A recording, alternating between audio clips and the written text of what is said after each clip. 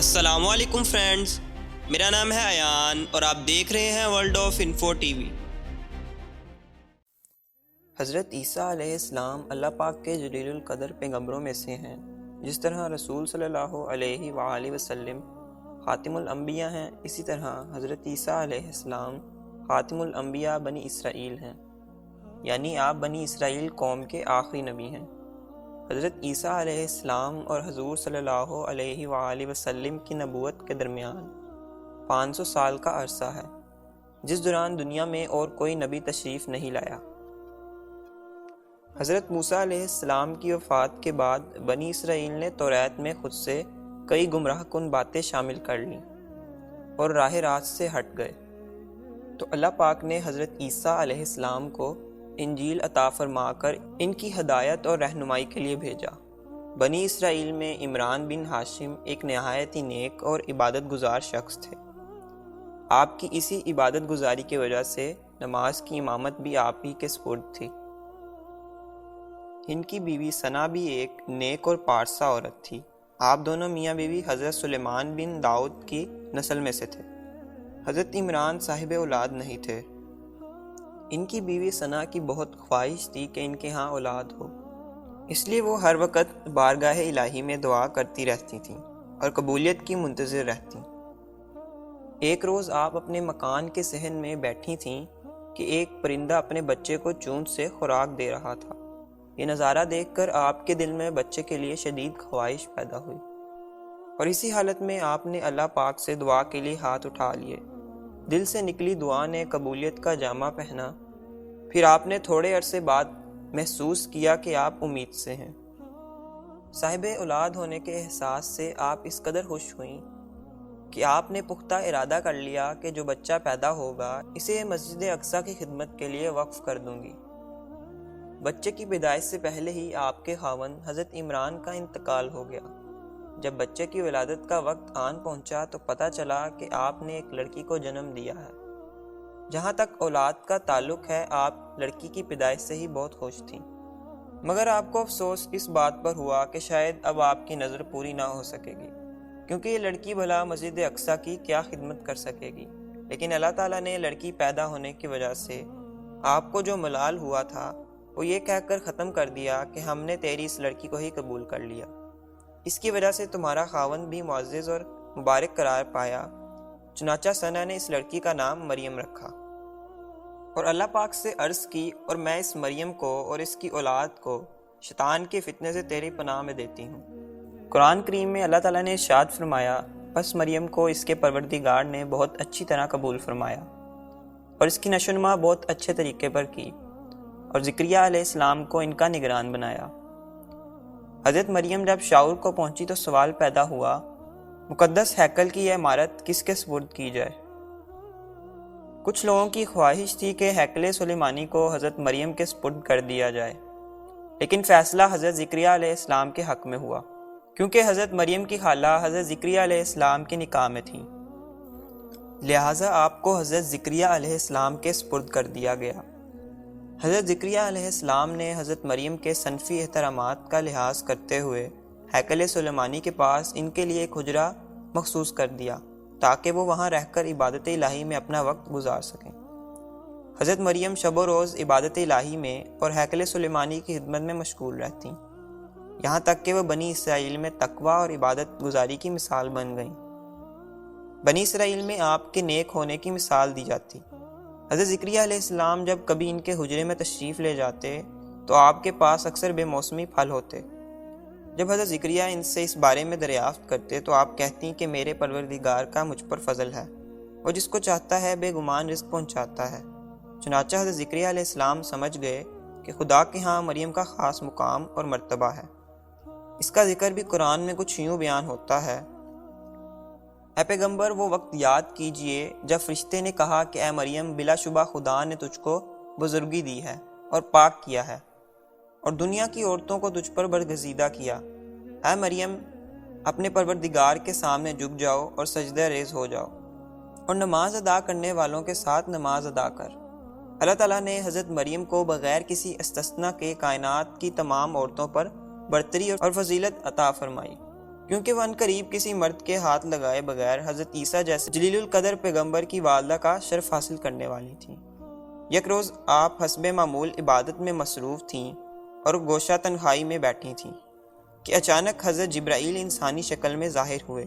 ایک اجنبی شخص کو بے حجاب سامنے کھڑا دیکھ کر آپ گھبرا گئیں اور کہنے لگیں، اگر تجھ کو کچھ خدا کا خوف ہے تو میں خدا کا واسطہ دے کر تجھ سے پناہ چاہتی ہوں۔ فرشتے نے فوراً کہا، مریم خوف نہ کھا، میں انسان نہیں بلکہ اللہ کا فرشتہ ہوں اور تجھ کو بیٹے کی بشارت دینے آیا ہوں۔ یہ سن کر حضرت مریم نہایت حیران ہوئی اور کہا، میرے ہاں بچہ کیسے ہو سکتا ہے جبکہ میں نے نکاح ہی نہیں کیا اور نہ ہی میں کوئی بدکار ہوں اور نہ ہی کسی مرد نے مجھے آج تک ہاتھ لگایا ہے۔ فرشتے نے کہا، میں تیرے پروردگار کا قاصد ہوں، اس نے مجھے اسی طرح کہا ہے۔ اے مریم، اللہ تعالیٰ تجھ کو ایک ایسے بچے کی بشارت دیتا ہے جس کا نام مسیح عیسیٰ علیہ السلام ابن مریم ہوگا اور وہ دنیا و آخرت میں صاحب وجاہت اور ہمارے مکبرین میں سے ہوگا۔ وہ اپنے بچپن میں ہی لوگوں سے باتیں کرے گا اور بڑھاپے کا ابتدائی دور بھی پائے گا۔ اللہ تعالیٰ اس کو اپنی کتاب عطا کرے گا اور اسے حکمت سکھائے گا اور اس کو بنی اسرائیل کی رہنمائی ہدایت کے لیے مبعوث فرمائے گا۔ یہ اللہ تعالیٰ کا قانون قدرت ہے کہ وہ جس چیز کو وجود میں لانا چاہتا ہے محض اس کا حکم دیتا ہے، لہٰذا یہ تو ہو کر ہی رہے گا۔ حضرت جبرائیل نے حضرت مریم کو یہ بشارت دے کر ان کے گریبان میں پھونک دیا۔ اس طرح اللہ کا کلمہ ان تک پہنچ گیا۔ حضرت مریم کچھ وقت بعد اپنے آپ میں ایک اضطرابی کیفیت محسوس کرنے لگیں۔ جب انہوں نے محسوس کیا کہ ولادت کا وقت قریب آ گیا ہے تو اپنی قوم کے درمیان رہ کر بدنامیوں اور بہتان تراشیوں کا خیال کر کے پریشان ہو گئیں، لہٰذا یہ سوچ کر بیت المقدس سے کسی دور جگہ چلی گئیں۔ یہ جگہ آج بیت الحم کے نام سے مشہور ہے۔ چند روز بعد سخت تکلیف اور بے چینی کی حالت میں کھجور کے درخت کے نیچے تنے کے سہارے بیٹھ گئیں اور انتہائی دکھ کے ساتھ کہنے لگیں، کاش میں اس بچے کی پیدائش سے پہلے ہی مر چکی ہوتی اور لوگ مجھے بھول چکے ہوتے۔ لہٰذا اس وقت اللہ کے فرشتے نے پھر ایک بار پکارا، مریم غمگین نہ ہو، تیرے پروردگار نے چشمہ جاری کر دیا ہے اور کھجور کا تنا پکڑ کر ہلاؤ اور پکے ہوئے تازہ گوشے تجھ پر گرنے لگیں گے، بس تو کھا پی اور اپنے بچے سے اپنی آنکھیں ٹھنڈی کر اور رنج و غم کو بھول جا۔ حضرت مریم فرشتے کی تسلی امیز پکار سن کر اور حضرت عیسیٰ علیہ السلام جیسے برگزیدہ بچے کی دید سے سارا رنج و غم بھول گئیں، لیکن پھر بھی یہ خیال دل میں کانٹے کی طرح چبھتا رہا، میری قوم میری عزت اور پاک دامنی سے واقف ہے، لیکن پھر بھی ان کی حیرت کو کس طرح مٹایا جا سکے گا۔ آپ انہی باتوں کی وجہ سے پریشان تھیں کہ فرشتے نے پھر اللہ کا پیغام دیا، اے مریم، اگر تیری قوم تجھ سے اس کے متعلق سوال کرے اور جواب نہ دینا اور اشارے سے کہنا کہ میں روزے دار ہوں، آج کسی سے بات نہیں کر سکوں گی، تم لوگوں نے جو کچھ پوچھنا ہے اس بچے سے دریافت کر لو، تب تیرا خدا اپنی قدرت ظاہر کرے گا۔ وہی کا یہ پیغام سن کر آپ مطمئن ہو گئیں اور بچے کو گود میں لے کر شہر پہنچیں۔ لوگوں نے حضرت مریم کو اس حالت میں دیکھا تو گھیر لیا اور کہنے لگے، مریم تو نے کیا عجیب بات کر دکھائی۔ اے مریم، نہ تو تیرا باپ برا آدمی تھا اور نہ ہی تیری ماں بد چلن تھی، پھر تو یہ کیا کر بیٹھی ہے؟ حضرت مریم نے اللہ کے حکم کے مطابق بچے کی طرف اشارہ کیا کہ جو پوچھنا ہے اسی سے دریافت کر لو۔ لوگوں نے انتہائی حیرت سے کہا، ہم اس بچے سے کیا پوچھیں جو اس وقت تمہاری گود میں ہے؟ لیکن اللہ تعالیٰ کی قدرت سے حضرت عیسیٰ علیہ السلام فوراً بول اٹھے اور کہا کہ میں اللہ کا بندہ ہوں، اللہ نے مجھ کو انجیل دی ہے اور نبی بنایا ہے اور اس نے مجھے مبارک بنایا اور اس نے مجھے اپنی ماں کا خدمتگار بنایا ہے اور خودسر اور نافرمان نہیں بنایا، اور اس کی جانب سے مجھ کو سلامتی کا پیغام ہے، جس دن کو میں پیدا ہوا اور جس دن کو میں مروں گا اور جس دن کو پھر زندہ اٹھایا جاؤں گا۔ قوم نے جب ایک شیر خوار بچے کے منہ سے یہ کلمات سنے تو حیرت میں رہ گئے اور ان کو یقین آ گیا کہ مریم بلا شبہ برائی سے پاک ہے اور اس بچے کی ولادت کا معاملہ یقیناً اللہ کی طرف سے ایک نشانی ہے۔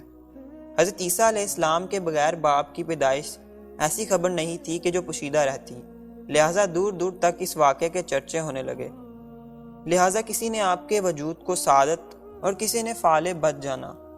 انجیل میں حضرت عیسیٰ کے بارے میں جن واقعات کا ذکر ہے ان میں ایک یہ بھی ہے، جب حضرت عیسیٰ علیہ السلام کی ولادت ہوئی تو اسی روز ایران کے بادشاہ نے آسمان پر ایک نیا ستارہ روشن دیکھا۔ بادشاہ نے نجومیوں سے اس کے متعلق دریافت کیا تو انہوں نے بتایا، ستارے کا طلوع کسی عظیم ہستی کی پیدائش کی خبر دیتا ہے۔ لہٰذا بادشاہ نے ایک وفد کو خوشبوؤں کے تحفے دے کر ملک شام روانہ کیا تاکہ وہ اس بچے کی ولادت سے متعلق حالات اور واقعات بیان کریں۔ اس وفد نے شام پہنچ کر تفتیش شروع کی اور یہودیوں سے کہا، اس بچے کے حالات سناؤ جو مستقبل میں روحانیت کا بادشاہ ہوگا۔ جب یہودیوں نے ایران کے لوگوں کی زبان سے یہ الفاظ سنے تو اپنے اس وقت کے بادشاہ ہیروڈٹس کو اس کی خبر کی۔ لہٰذا بادشاہ نے اس ایرانی وفد کو اپنے دربار میں طلب کیا۔ اس بچے کے متعلق سنا تو پریشان ہو گیا، اس کو اپنی بادشاہت خطرے میں نظر آنے لگی۔ لہٰذا بادشاہ نے ایران کے اس وفد کو اجازت دی کہ وہ اس بچے کو تلاش کریں۔ ایرانیوں کا جب یہ وفد بیت المقدس پہنچا تو انہیں حضرت عیسیٰ علیہ السلام کی زیارت کا شرف حاصل ہوا۔ انہوں نے تعظیم کی خاطر خوشبوؤں کے تحفے آپ کے حوالے کر دیے اور چند روز قیام کے بعد واپس چلے گئے اور جانے سے پہلے حضرت مریم کو ایران کے بادشاہ کا خواب سنایا اور خدشہ ظاہر کیا کہ شام کا بادشاہ ہیروڈٹس اس بچے کا دشمن ہوگا اور مشورہ دیا کہ اس بچے کو کسی محفوظ مقام پر رکھا جائے۔ یہ ایرانی لوگ ہیروڈٹس کے دربار میں جانے کے بجائے چپکے سے اپنے وطن روانہ ہو گئے۔ حضرت مریم بھی احتیاط کے طور پر حضرت عیسیٰ علیہ السلام کو لے کر اپنے عزیزوں کے ہاں مصر چلی گئیں اور پھر وہاں سے ناصرہ میں مقیم ہو گئیں۔ جب حضرت عیسیٰ علیہ السلام کی عمر 13 سال ہوئی تو حضرت مریم انہیں دوبارہ بیت المقدس لے آئیں۔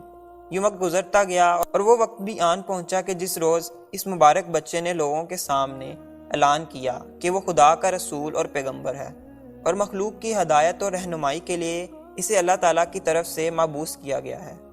یہ اعلان سن کر ان کے قوم میں ہلچل مچ گئی۔ حضرت عیسیٰ علیہ السلام کے اعلان نبوت سے قبل بنی اسرائیل ہر قسم کی برائیوں میں مبتلا تھی۔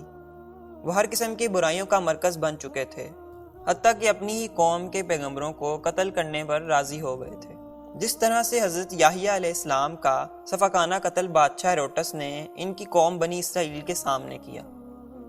بنی اسرائیل نے اس سے قبل نازل ہونے والی اللہ کی کتاب یعنی توریت میں اپنی مرضی کے مطابق خود سے اپنے فائدے کے لیے آیات شامل کرنا شروع کر دی تھیں، لہٰذا وہ قانون الہی کو جب چاہتے مسخ کر دیتے۔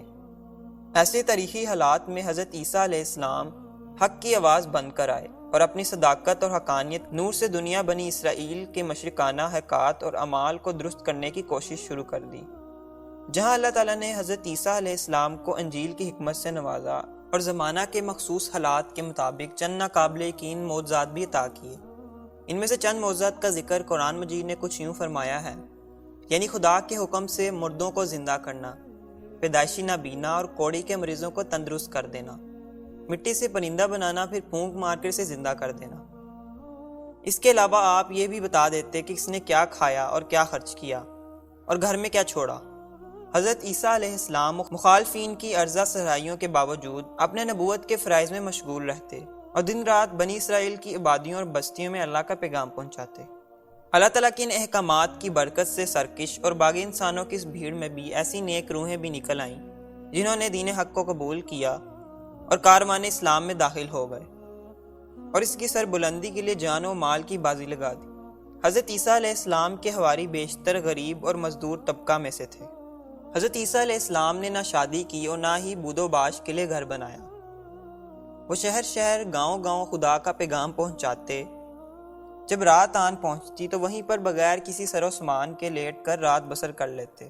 بنی اسرائیل کے یہودی جو آپ کے مخالف تھے اور آپ سے دشمنی رکھتے تھے، انہیں آپ کی بڑھتی ہوئی مقبولیت سے انتہائی صدمہ اور خطرہ محسوس ہوا، لہٰذا انہوں نے آپ کے خلاف سازش کرنی شروع کر دی اور اس وقت کے بادشاہوں کو مستعل کر کے آپ کو سولی پر چڑھانے کا منصوبہ بنایا۔ اس وقت فلسطین پر پلاتس نامی بادشاہ کی حکومت تھی۔ ایک دن یہودی پلاتس کے دربار میں پہنچے اور کہا، اے بادشاہ، یہ شخص یعنی حضرت عیسیٰ علیہ السلام نہ صرف ہمارے لیے خطرہ ہے بلکہ آپ کی حکومت کے لیے بھی خطرہ بنتا جا رہا ہے، اور اگر اس شخص کا جلد کچھ نہ کیا گیا تو نہ ہی ہمارا دین صحیح حال میں باقی رہے گا، اور اندیشہ ہے کہ آپ کی حکومت اور اقتدار بھی باقی نہ رہ سکے، اور یہ شخص لوگوں کو اپنا گرویدہ بنا کر آپ کو شکست دینا چاہتا ہے تاکہ یہاں کا بادشاہ بن سکے، لہٰذا آپ اس فتنے کو ابتدائی مراحل میں ہی کچل ڈالیں تو بہتر ہوگا۔ چنانچہ پلاتس بادشاہ نے اجازت دے دی کہ حضرت عیسیٰ علیہ السلام کو گرفتار کر کے شاہی دربار میں پیش کیا جائے۔ بنی اسرائیل بادشاہ کا یہ اعلان سن کر بہت خوش ہوئے اور سازشیں کرنے لگے کہ کس طرح حضرت عیسیٰ علیہ السلام کو گرفتار کیا جائے تاکہ لوگوں کو پتہ نہ چلے۔ جب یہودی سرداروں اور پلاتس بادشاہ کے اہلکاروں کو اطلاع ملی کہ اس وقت حضرت عیسیٰ علیہ السلام اپنے چند حواریوں کے ہمراہ ایک مکان میں بیٹھے ہیں، تو انہوں نے موقع غنیمت جانا اور فوراً وہاں پہنچ کر مکان کا محاصرہ کر لیا۔ حضرت عیسیٰ علیہ السلام کو گرفتار کر پلاتس کے دربار میں پیش کر دیا، لہٰذا یہودیوں کی روایت کے مطابق آپ کو سولی پر چڑھا دیا گیا۔ لیکن حقیقت اس کے برعکس ہے، کیونکہ ایک عرصے کے بعد کافروں کے عقیدہ بدعت اور حضرت مریم اور حضرت عیسیٰ علیہ السلام کے متعلق اس جہالت سے تاریخی کا پردہ ہٹا کر قرآن کریم نے حقیقت کو کچھ اس طرح بیان کیا: اے عیسیٰ، بلا شبہ میں تیری مدت پوری کروں گا اور تجھ کو اپنی جانب اٹھانے والا ہوں اور تجھ کو کافروں یعنی بنی اسرائیل سے پاک رکھنے والا ہوں۔ ارشاد باری تعالیٰ ہے: اور یہود معلوم قرار دیے گئے اپنے اس قول پر کہ ہم نے عیسیٰ ابن مریم یعنی پیغمبر خدا کو قتل کر دیا، حالانکہ انہوں نے نہ ہی اسے قتل کیا نہ ہی سولی پر چڑھایا، بلکہ اصل معاملہ ان پر مشتبہ ہو کر رہ گیا۔ اور جو لوگ ان کے قتل کے بارے میں جھگڑتے ہیں، بلا شبہ وہ اس عیسیٰ کی جانب سے شک میں پڑے ہیں۔ ان کے پاس حقیقت حال کے بارے میں ظن کی پیروی کے سوا علم کی روشنی نہیں ہے۔ انہوں نے عیسیٰ کو یقیناً قتل نہیں کیا، بلکہ ان کو اللہ نے اپنی جانب اٹھا لیا ہے، اور اللہ غالب حکمت والا ہے۔ سورۃ النساء میں ارشاد ہوتا ہے: اور کوئی اہل کتاب میں باقی نہ رہے گا مگر یہ کہ وہ ضرور ایمان لائے گا عیسیٰ پر، اس کی موت پر اور آخرت پر اور قیامت کے دن ان پر گواہ بنے گا۔ وہ وقت آنے والا ہے جب عیسیٰ ابن مریم اللہ تعالیٰ کی حکمت و مصلیحت کو پورا کرنے کے لیے بالائے اعلیٰ سے کائنات ارضی پر تشریف لائیں گے۔ اس وقت اہل کتاب یعنی یہود و نصار میں ہر ایک موجود ہستی کو قرآن مجید کے فیصلے کے مطابق حضرت عیسیٰ علیہ السلام پر ایمان لانے کے سوا کوئی چارہ باقی نہ رہے گا۔ قرب قیامت سے قبل آپ کا دوبارہ سے ظہور ہوگا۔ حضرت ابو ہریرہ رضی اللہ عنہ سے روایت ہے کہ رسول صلی اللہ علیہ وآلہ وسلم نے ارشاد فرمایا: اس ذات کی قسم جس کے قبضے میں میری جان ہے کہ تم میں عیسیٰ ابن مریم حاکم و عادل بن کر اتریں گے، اور وہ صلیب کو توڑیں گے اور خنزیر کو قتل کریں گے، یعنی موجودہ عیسائیت کو مٹا دیں گے اور جزیہ اٹھائیں گے، اور مال کی اس درجہ کثرت ہوگی کہ کوئی اس کو لینے والا نہیں ملے گا، اور خدا کے سامنے ایک سجدہ دنیا و مافیہ سے زیادہ قیمت رکھے گا، یعنی مالی کثرت کی وجہ سے خیرات و صدقات کے مقابلے میں عبادت و نوافل کی اہمیت بڑھ جائے گی۔ نبی کریم صلی اللہ علیہ وآلہ وسلم نے ارشاد فرمایا: تمام انبیاء کرام دین میں علاقائی بھائیوں کی طرح ہیں، دین سب کا ایک اور فروغ دین مختلف ہے۔ میں دوسرے انبیاء کرام کے مقابلے میں حضرت عیسیٰ ابن مریم سے زیادہ قریب ہوں، اس لیے کیونکہ ان کے اور میرے درمیان کوئی نبی مابعوث نہیں ہوا، اور بلا شبہ وہ کائنات ارضی پر اتریں گے۔ بس جب تم ان کو دیکھو تو اس حلیے سے پہچان لینا۔ درمیانہ قد، سرخ و سفید رنگت کے مالک ہوں گے، ان کے جسم پر 2 سرخی مائل رنگ کی چادریں ہوں گی، ایسا معلوم ہوگا جیسے ابھی غسل کر آ رہے ہیں، اور سر سے پانی کے قطرے موتیوں کی طرح ٹپکتے ہوں گے، اور وہ صلیب کو توڑیں گے اور خنزیر کو قتل کر دیں گے اور جزیہ اٹھا دیں گے اور لوگوں کو اسلام کی دعوت دیں گے، اور اللہ تعالیٰ ان کے زمانے میں تمام کفر کو مٹا دے گا، اور صرف ایک دین یعنی دین اسلام ہی باقی رہ جائے گا، اور اللہ تعالیٰ انہی کے زمانے میں دجال کو ہلاک کرے گا۔ پس عیسیٰ علیہ السلام 40 سال اس زمین پر زندہ رہیں گے، پھر وفات پا جائیں گے، اور مسلمان ان کی نماز جنازہ ادا کریں گے۔ حضرت عیسیٰ علیہ السلام کی اس دنیا میں دوبارہ تشریف آوری کے بارے میں عیسائی اور مسلمان متفق ہیں، مگر عقائد مختلف ہیں۔ حضرت عبداللہ بن مسعود فرماتے ہیں کہ جب نبی کریم صلی اللہ علیہ وآلہ وسلم کو معراج ہوئی تو آپ صلی اللہ علیہ وآلہ وسلم نے حضرت ابراہیم، حضرت موسیٰ اور حضرت عیسیٰ علیہ السلام سے ملاقات کی۔ ان کے درمیان قیامت کا تذکرہ ہوا۔ سب نے حضرت ابراہیم سے قیامت کا سوال کیا، انہیں کچھ معلوم نہ تھا۔ پھر سب نے حضرت موسیٰ علیہ السلام سے قیامت کا سوال کیا، انہیں بھی کچھ معلوم نہ تھا۔ پھر سب نے حضرت عیسیٰ علیہ السلام سے سوال کیا، انہوں نے فرمایا: مجھ سے قیامت سے پہلے نزول کا وعدہ کیا گیا ہے، لیکن اس وقت کا صرف اللہ تعالیٰ کو ہی معلوم ہے۔ پھر حضرت عیسیٰ علیہ السلام نے دجال کے ظہور کا تذکرہ کیا اور فرمایا: میں نازل ہو کر اسے قتل کروں گا۔ اس کے بعد لوگ جب اپنے شہروں کو لوٹیں گے تو یاجوج ماجوج ہر طرف سے نکل آئیں گے، اور جس پانی سے گزریں گے اسے پی جائیں گے، اور جس چیز کو دیکھیں گے اسے تباہ کر دیں گے۔ اور اللہ کے بندے اللہ سے درخواست کریں گے تو میں اللہ سے دعا کروں گا تو سب مر جائیں گے، ان کی لاشوں سے تمام زمین بدبودار ہو جائے گی، پھر لوگ مجھ سے دعا کی درخواست کریں گے اور میں اللہ سے دعا کروں گا کہ آسمان سے بارش نازل فرمائے، جن سے ان کی لاشیں بہہ کر سمندر میں چلی جائیں گی اور بدبو ختم ہو جائے گی۔ اس کے بعد پہاڑ اڑا دیے جائیں گے، زمین کھینچ کر چمڑے کی طرح دراز ہو جائے گی۔ پھر مجھے بتایا گیا ہے اس کے بعد قیامت بہت قریب ہے اور اچانک آئے گی۔ حضرت سلمان بن عیسیٰ نے بیان کیا ہے کہ حضرت عیسیٰ علیہ السلام دجال کو قتل کرنے کے بعد بیت المقدس لوٹ آئیں گے اور حضرت شعیب علیہ السلام کی قوم میں شادی کریں گے، جو حضرت موسیٰ علیہ السلام کا سسرال ہے۔ حضرت عیسیٰ علیہ السلام ان میں 19 سال رہیں گے اور ان کی اولاد ہوگی۔ حضرت عیسیٰ علیہ السلام دجال کو لد کے دروازے پر دیکھیں گے۔ لد اسرائیل کا اہم ترین شہر ہے، جو شیرون نامی میدانی علاقے میں واقع ہے۔ اسے لدا بھی کہا جاتا ہے۔ بائبل میں متعدد مقامات پر اس کا تذکرہ موجود ہے۔ دوستو، آج کی ویڈیو میں بس اتنا ہی۔ اگر آپ کو یہ ویڈیو پسند آئی ہو تو اسے لائک کریں اور دوستوں کے ساتھ شیئر کریں، اور ایسی اور انفارمیٹیو اینڈ انٹرسٹنگ ویڈیوز دیکھنے کے لیے ہمارا چینل سبسکرائب کریں۔ ملتے ہیں اگلی ویڈیو میں، تب تک کے لیے خدا حافظ۔